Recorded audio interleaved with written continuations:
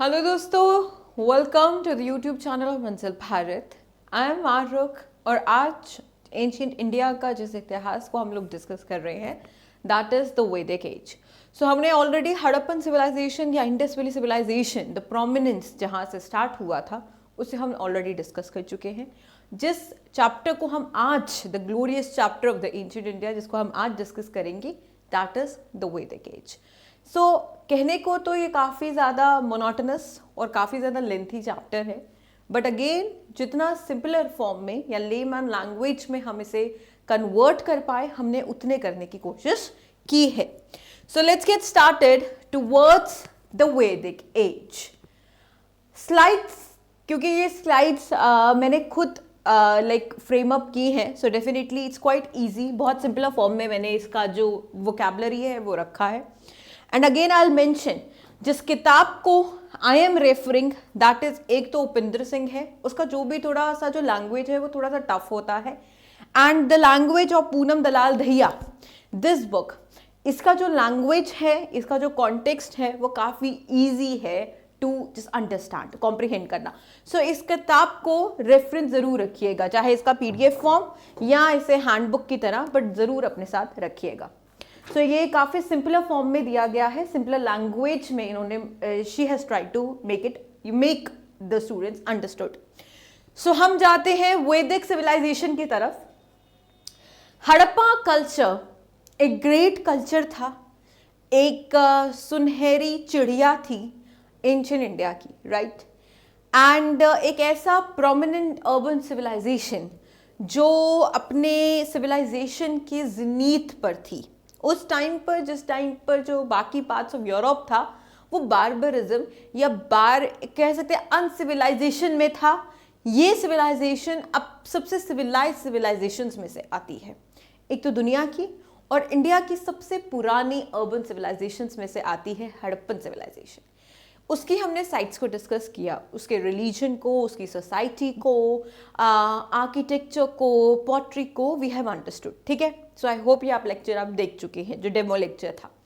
इसके बाद जिस लेक्चर को आज हम डिस्कस कर रहे हैं, जो दूसरा चैप्टर आता है वो आता है वैदिक एज।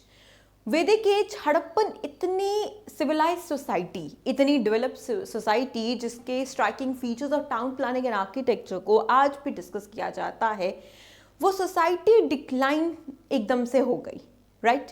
हुई क्यों? इट्स अ क्वाइट कंट्रोवर्शियल, काफ़ी डिबेट वाला क्वेश्चन है, अलग अलग हिस्टोरियंस के अलग अलग रिपोर्ट्स हैं ऑन दैट। सो कुछ हिस्टोरियंस का बिलीव था कि आर्यन इन्वेजन की, because of Aryan invasion that Harappan civilization declined, right. So some of the historians believed in that theory, but ये थ्योरी बिल्कुल खराब थी, ये थ्योरी बिल्कुल गलत थी, क्योंकि अगर इन्वेजन होता आर्यंस, ये जो वैदिक एज है ना, ये एक्चुअली द आर्यन एज ही है।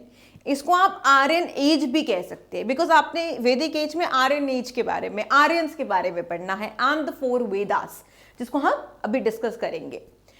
सो अगर ये थ्योरी सही होती कि आर्यन इन्वेजन की वजह से हड़प्पन सिविलाइजेशन डिक्लाइन हो गई मेरे दोस्तों, तो वॉर का एविडेंस हमें मिलता। इन्वेजन होता वहां के लोग, तो definitely there must have been a war like situation होती, पर ऐसा कोई एविडेंस हमें आर्कियोलॉजिकल एविडेंस मिला नहीं है ऑफ वॉर, राइट।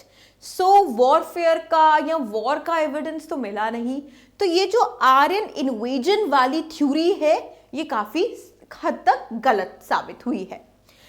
अब द मोस्टली जो व्यू जो एक्सेप्ट करते हैं हिस्टोरियन, दैट इज कि आर्यंस इमिग्रेंट्स थे, ठीक है, मतलब यहाँ के इंडिजिनस पीपल नहीं थे इंडिया के, ये इमिग्रेंट्स थे। सो सम ऑफ द बिलीव कि या तो ये सेंट्रल एशिया से, एक इनका जो शाखा है वो सेंट्रल एशिया की तरफ चला गया, एक इनकी शाखा इंडिया की तरफ आ गई। सो ये इमिग्रेंट्स थे, राइट।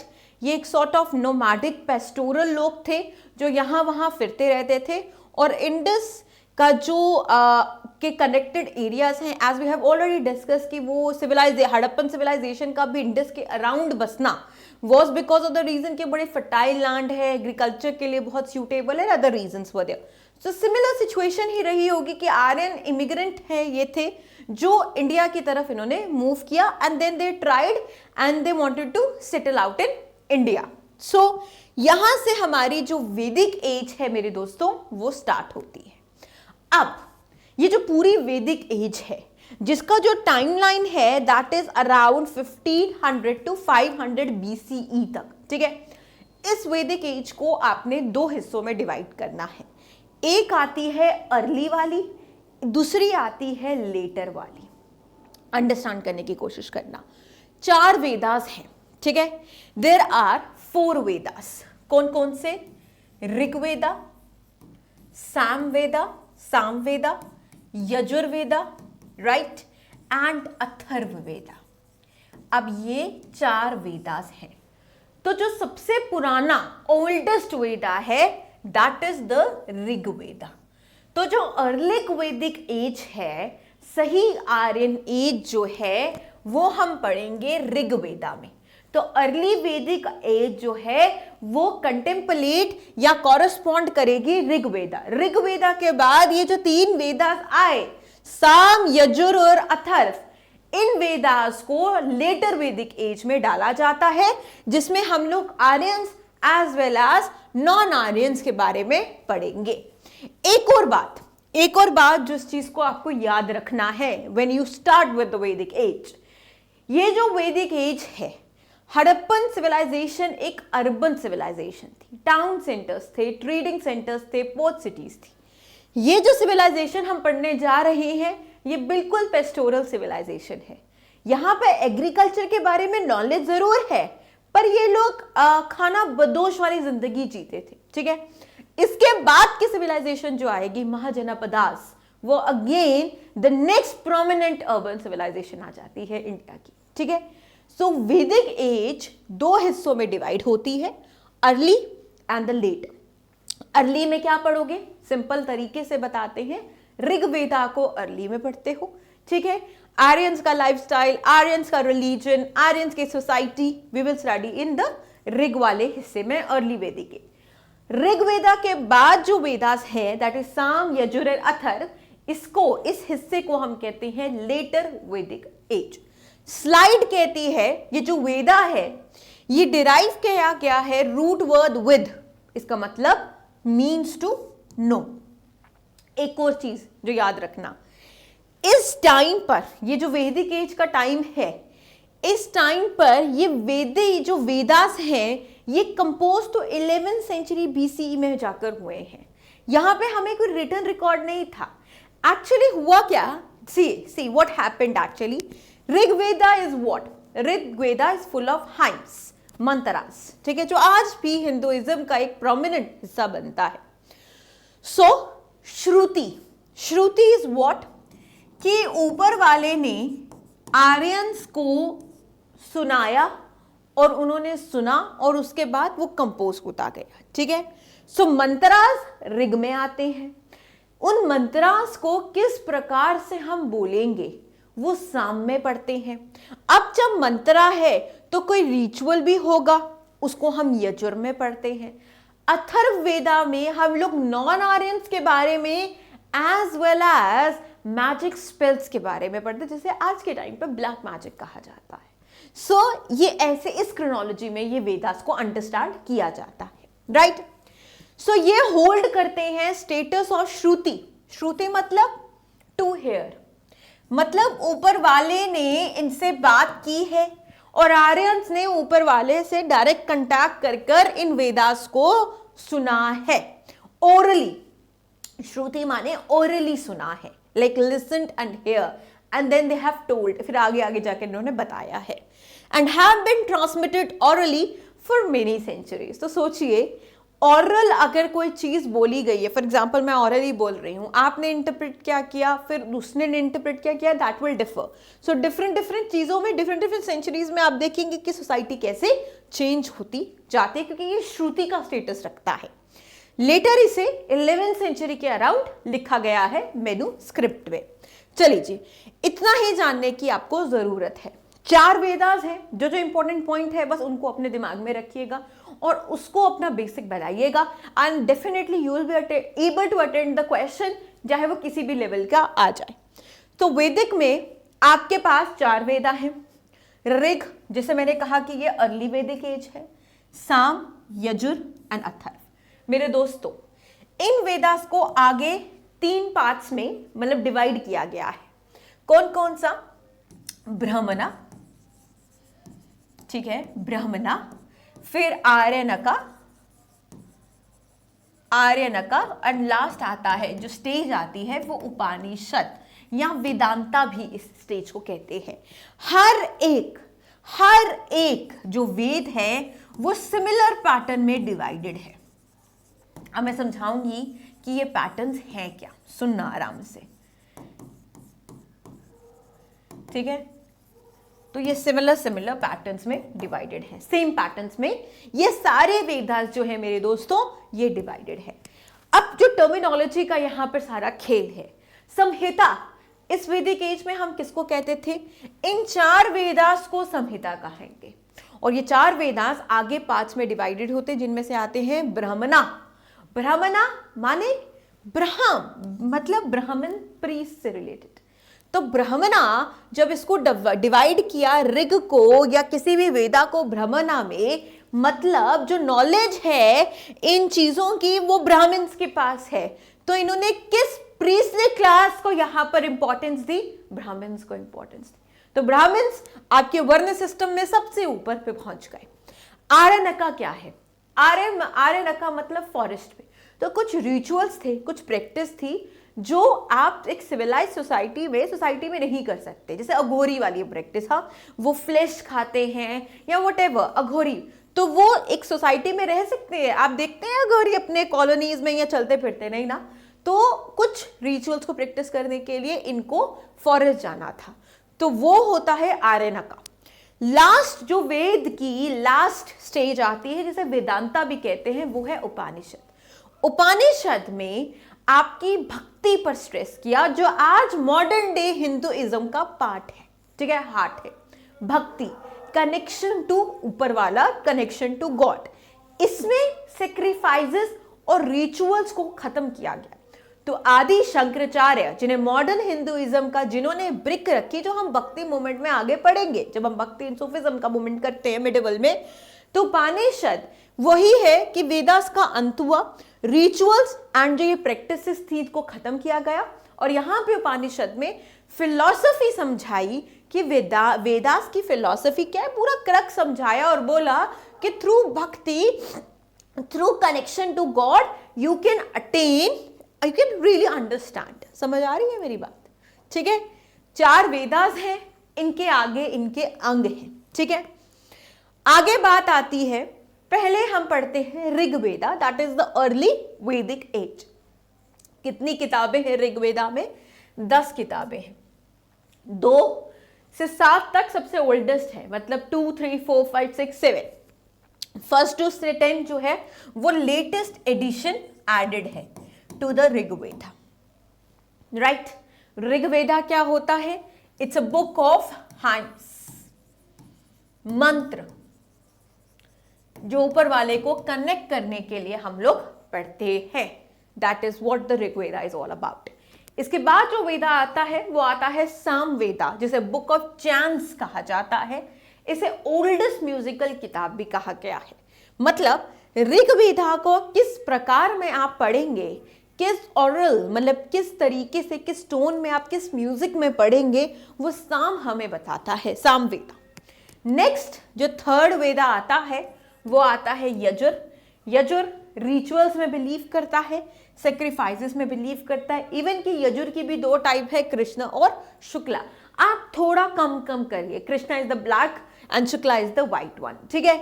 आप जो फैक्चुअल इंफॉर्मेशन है ना एग्जामिनेशन, जेकेपी एसआई की एग्जामिनेशन के लिए, इसीलिए मैंने इसे बहुत कंडेंस फॉर्म में किया है। आप किसी भी किताब को खोल लीजिए, आर्य शर्मा से लेकर उपेंद्र सिंह से लेकर इवन की धैया की किताब भी खोल लीजिए, तो आपको बड़ा इलाबोरेटिव मिलेगा, which is not so necessary for your SI examination.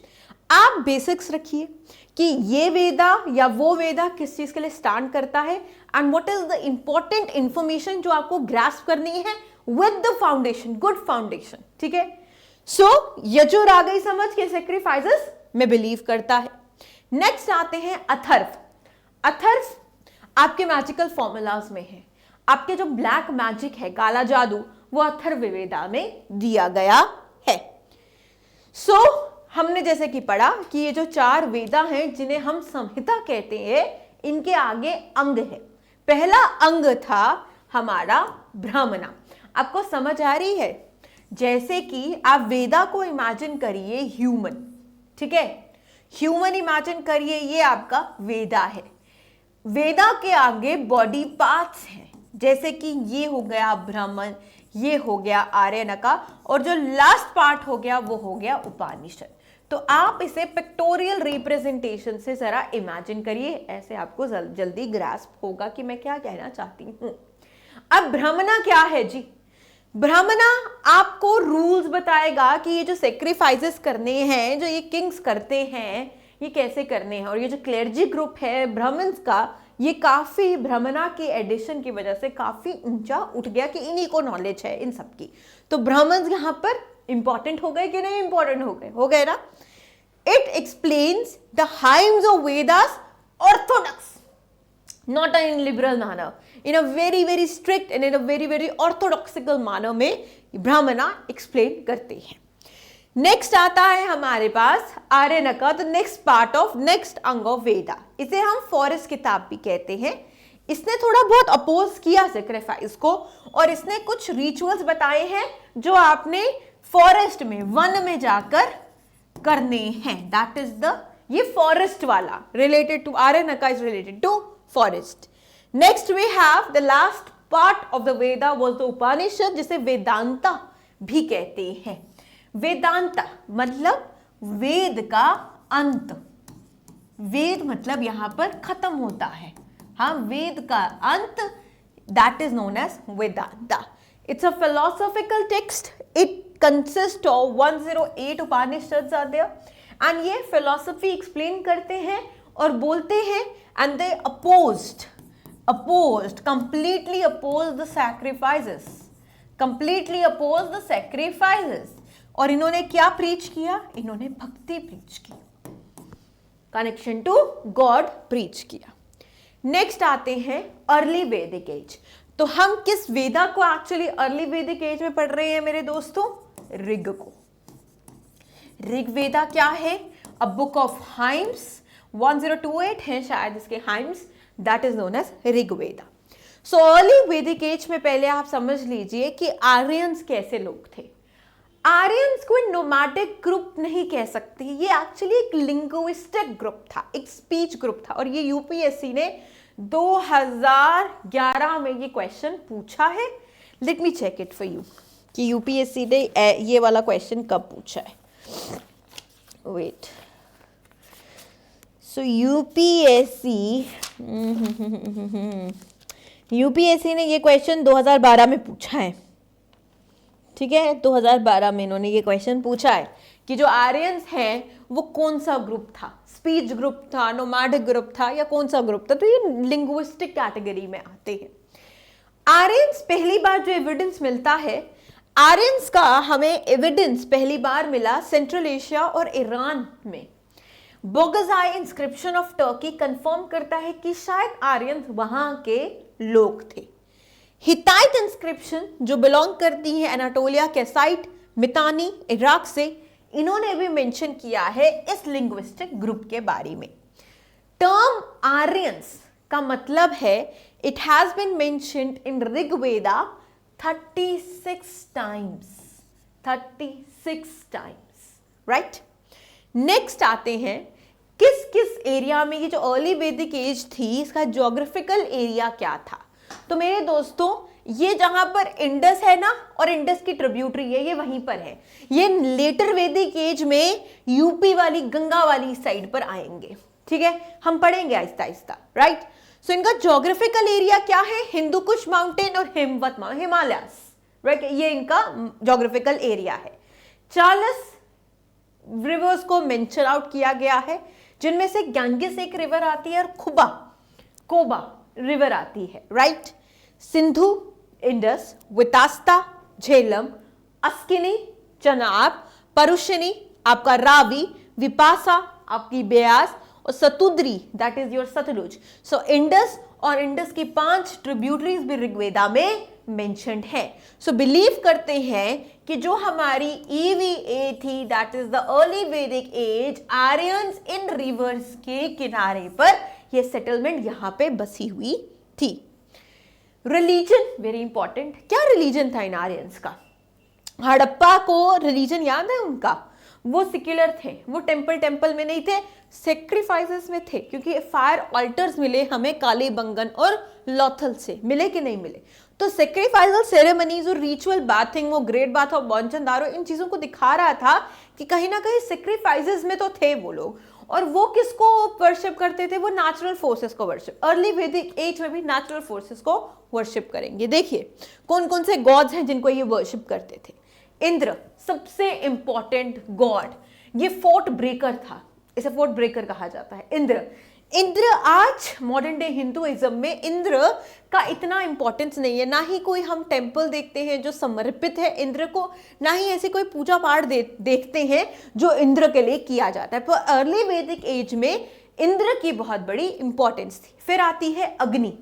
हाँ, हर चीज जो भस्म हो जाती है अग्नि में वो चली कहाँ जाती है? ऊपर वाले के पास। तो अग्नि देव को अर्ली वैदिक एज में आर्यंस मानते थे कि ये एक ब्रिज था between the humans and the God, right. Varuna very important, ये पर्सोनिफाई करते थे वाटर, या ये रीटा नेचुरल ऑर्डर। रीटा क्या होता है दोस्तों? Natural order. ये ना टर्मिनोलॉजीज हैं जो वैदिक एज में इस्तेमाल हुई हैं, जिनका पता होना is very important. Rita is what? The natural order को रीटा कहा जाता था। तो वरुणा इस चीज के लिए रिस्पॉन्सिबल थे। सूर्य आपके सूर्यदेव। सोमा 9th मंडल जो ऋग्वेदा का है उसमें सोमा को मेंशन किया गया है, एंड इट इज बिलीव्ड कि ये कुछ प्लांट प्रोड्यूसिंग कुछ ड्रिंक थी, अल्कोहलिक सी ड्रिंक थी। फिर आते हैं रुद्र जो गॉड ऑफ एनिमल्स थे। तो ये है हमारा religion of EVA। Early Vedic age में आर्यंस का रिलीजन कुछ इस प्रकार था। फिर आते हैं, बात करते हैं इनकी पॉलिटिक्स पे। तो पॉलिटिकल लाइफ अगर देखें अर्ली ऋग्वेदिक आर्यंस की, एग्जैक्टली ऋग्वेदिक आर्यंस ही हम कहेंगे या अर्ली वैदिक आर्यंस, इनकी ट्राइबल सोसाइटी थी।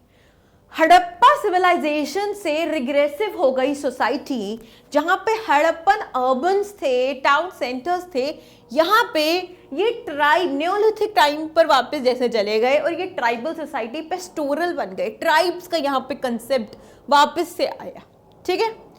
यहाँ पे आर्यन टाइप्स को जनास कहेंगे, और उसके बाद आपके जो मेजर ट्राइब्स होंगे जिन्हें हम महाजनापदास कहेंगे, जो नेक्स्ट लेक्चर में हम लोग डिस्कस करेंगे।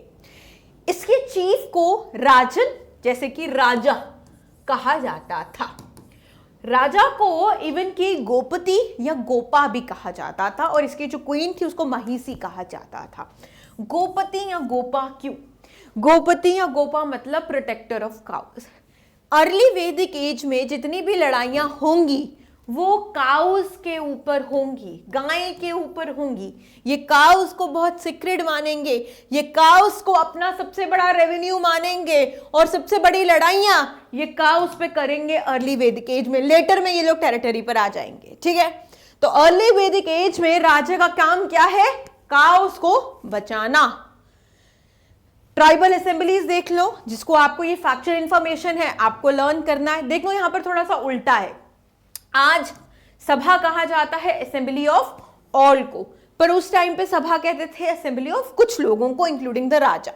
समिति थी असेंबली ऑफ ऑल। विधाता था अर्लीस्ट ट्राइबल असेंबली। घाना कौन था? जो advisory highest advisory board body था जो एडवाइस करता था राजा को। इंपॉर्टेंट फंक्शनरीज कौन कौन से थे? पुरोहित जिसे हम प्रीस्ट कहते हैं, सेनानी क्षत्रिय जो प्रोटेक्ट करते थे, और जो व्रजपति था, collector of taxes sort of, ठीक है। Vrajapati wait a minute, Vrajapati, हाँ, officer who control the territory, so Vrajapati, ये इंपॉर्टेंट फंक्शनरीज थे ऋग्वेदिक सोसाइटी के, राइट। सो ये आ गई हमारी political diaspora of early Vedic as. इसके बाद इनकी सोसाइटी कैसी सी थी? इनके सोसाइटी में वर्ण सिस्टम, मतलब बेस्ड ऑन कलर, ये कास्ट सिस्टम कहीं ना कहीं था, बट फ्लेक्सिबल था। आप अपना वर्णा चेंज, 4 वर्णा है मेरे दोस्तों, ब्राह्मण, क्षत्रिय, वैश्य, शूद्र, आप अपना वर्णा चेंज कर सकते हो, आप अपना according to your profession you can be changed, ठीक है। सो यहाँ पे 10th मंडल ऑफ ऋग्वेदा पुरुष सूक्ता हिम में 4 वर्णा के बारे में बात करता है। औरतों की पोजीशन क्या थी? काफी अच्छी थी। यहाँ पे विडोरी मैरिज का भी कंसेप्ट था, नियोग, जिसे लेविरेट मैरिज भी कहते हैं अंग्रेजी में, कि अगर कोई हस्बैंड मर जाए उसके यंगर ब्रदर से शादी हो सकती है, लेविरेट मैरिजेस। तो नियोग का कंसेप्ट था, विडोरी मैरिज। इवन कि ईश्वर चंद्र विद्यासागर, मॉडर्न इंडिया की अगर हम बात करें, तो उन्होंने इस चीज पे बड़ा फोकस किया कि विडोरी मैरिज जो तुम्हारे अर्ली वैदिक एज है, तो अब क्या हुआ, ठीक है। तो उन्होंने इस चीज पे बड़ा फोकस किया है। चाइल्ड मैरिज और सती का यहाँ पे पता हमें अर्ली वैदिक एज में नहीं है। अभी सिचुएशन ऑफ वुमेन काफी अच्छी है, इक्वालिटी जैसा ये अपहोल्ड करती थी, बट ये सोसाइटी पेट्रियार्कल थी। मतलब इट वाज अ पेट्रियार्कल की फादर्स की प्रॉपर्टी सन्स लेंगे, so it was a patriarchal society, sons inherit करेंगे, पेट्रियार्कल थी। बट ऐसा हमें कोई तशद्दुद, जुल्म ऑन औरत यहाँ पे अर्ली वैदिक एज में नहीं मिला, क्योंकि सती का एविडेंस, चाइल्ड मैरिज का एविडेंस नहीं मिला। इनफैक्ट विडोरी मैरिज का एविडेंस हमें मिला है। इनफैक्ट देयर वर द कुछ ऐसी है, गोपामित्री एंड ऑल दैट, कि जो खुद जिन्हें वेदांगी, जो वेदास को कंपोज भी करती थी। तो ये इक्वल, इवन की ये संहिता में भी इकट्ठे होते थे, ठीक है। संहिता में पॉलिटिकल रिप्रेजेंटेशन भी औरत का इस टाइम पर अच्छा था। चलिए, फूड और अम्यूजमेंट, क्या खाना पसंद करते थे? बटर और चीज, गैम्बलिंग और चैरिट रेसेस, घोड़ा इनको पता था। इंडस वैली सिविलाइजेशन को घोड़े के बारे में बड़ी कम नॉलेज थी, इनको घोड़ों के बारे में अच्छी नॉलेज थी। चैरिट्स इज व्हाट, जो घोड़े दौड़ाते हैं। Music, flute and drum was there. Next बात करते हैं यामा, गॉड ऑफ डेथ का कंसेप्ट था।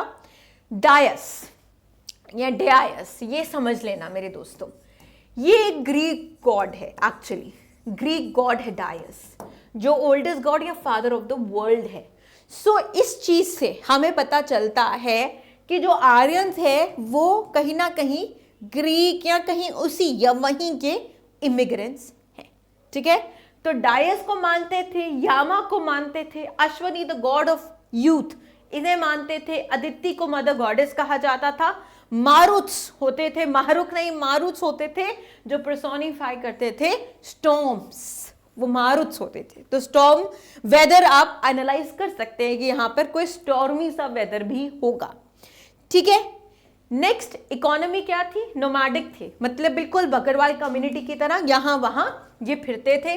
सेटलमेंट का इन्होंने कंसेप्ट ये भूल चुके हैं। कॉइनेज इन्हें पता नहीं होगा, लेटर वैदिक एज में कॉइनेज इन्हें पता चल जाएगा। बाटर यहाँ पे प्रेवेलेंट थी, barter system, exchange of good को बाटर कहा जाता है। काउज एंड गोल्ड ऑर्नामेंट से ये लोग बाटर करते थे। नेक्स्ट हम आ जाते हैं लेटर वैदिक एज में। लेटर वैदिक एज में जो बाकी 3 वेदास हैं, साम, यजुर और अथर्व, वो लेटर वैदिक एज का पार्ट है। सो लेटर वैदिक एज का ज्योग्राफिकल एरिया पे बात करते हैं। इंटायर नॉर्थ इंडिया, ये यूपी की तरफ चले जाएंगे, यूपी की तरफ, गंगा की तरफ चले जाएंगे, ठीक है। महाजनापदास की लोकेशन ट्रेस करो तो आपको आसपास अब ये नॉर्थ इंडिया में महाजनापदास मिलेंगे, राइट। सो इंटायर नॉर्थ इंडिया यहां पे है। रिवर्स देखिए, इंडस, सिंध और उसके 5 ट्रिब्यूटरीज तो है ही है। इसके अलावा नर्मदा, साधानीरा और चंबल, ये गंडक को साधानीरा कहा जाता था। So Gandak is a tributary of Ganges, यहां से आती है। तो कहीं ना कहीं यहां तक इनका मतलब यूपी और बिहार तक ये लोग अब फैलेंगे, राइट। यहां पर लेटर वैदिक एज में कंसेप्ट आ जाएगा जनपदास का। जन माने ट्राइब, जनपदास का कंसेप्ट आ जाएगा। तो भारत एंड सुरूज ने इकट्ठे मिलकर कुरु जनपदा को बढ़ावा दिया। पंचला जनपदा आएगी और काशी जनपदा आएगी यहां पर, जो हमें देखने को मिलती है। इनफैक्ट 3 ब्रॉड डिविजन्स लेटर वैदिक एज टेक्स्ट करता है, दैट इज आर्यवर्ता, मध्य देशा और दक्षिण पाद। हाँ, तो आर्यवर्ता आर्यन जहां के हैं, मध्य देशा मध्यम इंडिया, दक्षिण साउथ वाले दक्षिण पाद, राइट। पॉलिटी कैसी थी लेटर वैदिक एज की? तत्त्रीय ब्राह्मणा हमें बताता है कि जो किंग था वो theory of divinity of kingship में बिलीव करता था। What is divinity of kingship? इस टाइम पर जो किंग है वो अपने आप को इक्वलेंट टू गॉड मानेगा, and that is so true. देखिए, किंग अगर लोगों को ये ना बताए कि मुझे ऊपर वाले का वरदान है या मैं स्पेशल चूजन वन हूं, तभी उसकी सोसाइटी में इज्जत होगी, तभी उसे आप लोग ऑनर दोगे और राजा मानोगे कि नहीं मानोगे, right. So divinity of kingship का कंसेप्ट था यहाँ पर। और डिविनिटी ऑफ किंगशिप ये सिर्फ हमने लेटर वैदिक एज में नहीं देखी। इनफैक्ट अशोका अपने आप को प्रियदर्शनी कहता था या प्रियदासी कहता था, मतलब ऊपर वाले का बहुत प्रिय, राइट। He used to say that I am like ऊपर वाले का मैं बहुत प्रिय हूँ, चूजन वन हूँ। एंड इवन कि ये कंसेप्ट जो था वो इस्लामिक कम्युनिटी ने भी एक्सेप्ट किया। जिले इलाही का कंसेप्ट आया कि नहीं आया? जिले इलाही, जिल क्या होता है? जिले इज शेडो ऑफ गॉड। किसने कहा?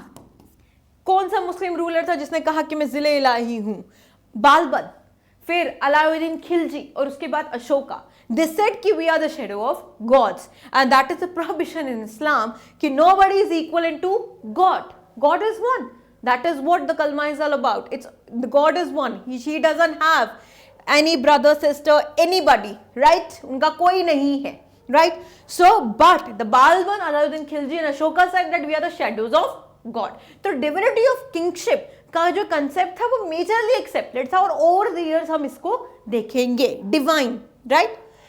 इलाबोरेट ब्यूरोक्रेसी अब लेटर वैदिक एज की देख लीजिए। कलेक्टर ऑफ टैक्सेस को भागदुगा कहते थे। चारिएटर जो उनका चारिएट चलाता था उसे सूता कहते थे। चांबलेन को क्षत्रिया कहते थे। कुरियर को अक्षा वपा कहते थे। एडमिनिस्ट्रेटिव आउटलाइन एरियाज को जो करता था उसे सतापति कहते थे। और पुलिस ऑफिसर को यहाँ पर उग्रस कहते थे। नेक्स्ट, यहाँ पे भी वर्ण सिस्टम था। वर्ण सिस्टम आपके कलर के ऊपर था, प्रेजेंट था, बट यहाँ पर भी फ्लेक्सिबल था। यहाँ पे भी फ्लेक्सिबल था। जैसे अर्ली वैदिक एज में फ्लेक्सिबल था, इतना स्ट्रिंजेंट नहीं था। वैदिक एज के बाद हम देखेंगे कि ये बहुत स्ट्रिंजेंट हो जाएगा, ये बहुत कठोर हो जाएगा, पर यहाँ पर अभी तक ये कठोर नहीं है, राइट। नेक्स्ट, उपनयना पहली बार हमें देखने को मिला। उपनयना क्या होता है? उपनयना इवन कि वो सीक्रेट थ्रेड की एक सेरेमनी होती है, ठीक है। मुझे उसको हिंदी में बोलना नहीं आ रहा कि एग्जैक्टली वो सीक्रेट थ्रेड को क्या कहते हैं, but there is a ceremony जो होती थी। और ये जो सीक्रेट थ्रेड था ये सिर्फ पहले 3 वर्णा पहन सकते थे। पहले 3 वर्णा कौन है? ब्राह्मण, क्षत्रिय और वैश्य। शूद्रा ये थ्रेड नहीं पहनता था। सो ये कंसेप्ट था। हायर कास्ट कर सकती थी शादी लोअर कास्ट से, बट आप शूद्रा से शादी नहीं कर सकते थे। शूद्रा से शादी नहीं कर सकते थे। लाइक ब्राह्मण्स क्षत्रिय से शादी कर सकता था, वैश्य से कर सकता था, शूद्रा से नहीं कर सकता था। तो हायर कास्ट लोअर कास्ट में शादी कर सकते, तो फ्लेक्सिबल वर्ण सिस्टम था। ज्वाला उपनिषद हमें कहता है 4 आश्रमों के बारे में इस उपनिषद ने हमें रेफरेंस दिया। कौन कौन से आश्रम्स आ गए? 4 स्टेजेस है लाइफ की। जैसे कि पहला स्टेज है ब्रह्मचारी, जहां आप पढ़ते हैं, ठीक है, अपने गुरु से। उसके बाद आप एक फैमिली लाइफ जीते हैं जिसे गृहस्थ जीवन कहा जाता है। शादी करते हैं, बच्चे करते हैं, दैट इज अ गृहस्थ। फिर आप वानप्रस्थ हो जाते हैं, फॉरेस्ट में चले जाते हैं, ठीक है। और हमने ये कौरव एंड पांडवास में भी देखा, इवन कि लॉर्ड राम के टाइम पर भी ये सारा कुछ देखा है, ठीक है। ये 4 आश्रम का कंसेप्ट। लास्ट आता है संन्यास, व्हेन यू टेक द मोक्ष, जैसे कौरव एंड पांडव का साथ हुआ। पहले वो ब्रह्मचारी, फिर वो गृहस्थ जीवन में। पांडव पहले वानप्रस्थ हुए और हारने के बाद कौरव वानप्रस्थ हो गए, एंड लास्ट में संन्यास हुआ। तो ये 4 आश्रम्स हैं जिसका रेफरेंस हमें जबाला उपनिषद में मिला है, जो लेटर वैदिक एज में हिस्से में थे। वुमन का स्टेटस यहां पर अर्ली वैदिक एज में तो वुमन ठीक पोजीशन पे थी, अच्छी पोजीशन पे थी, यहां पर खराब हो गया, यहां पे औरत का स्टेटस खराब हो गया। तो ये देखना, सोसाइटी जैसे जैसे इवॉल्व करेगी औरतों का स्टेटस खराब होता होता होता चलेगा, राइट। इंडस वैली सिविलाइजेशन में भी औरत का स्टेटस अच्छा था, कोई चाइल्ड मैरिज, कोई सती का एविडेंस नहीं था। अर्ली वैदिक एज में औरत का स्टेटस अच्छा था, कोई चाइल्ड मैरिज और वुमन मतलब रीमैरिज का एविडेंस था, सती का एविडेंस नहीं मिला। बट लेटर वैदिक एज में एविडेंसेस ने कुछ हमें बताया है कि औरत का स्टेटस यहां पे डिक्लाइन हुआ है। तो ऐत्रेय ब्राह्मणा, अ टाइप ऑफ अ ब्राह्मणा, ऐत्रेय ब्राह्मणा ने लिखा हुआ है, उसके रेफरेंस से हमें पता चलता है a word that the daughter is a source of misery.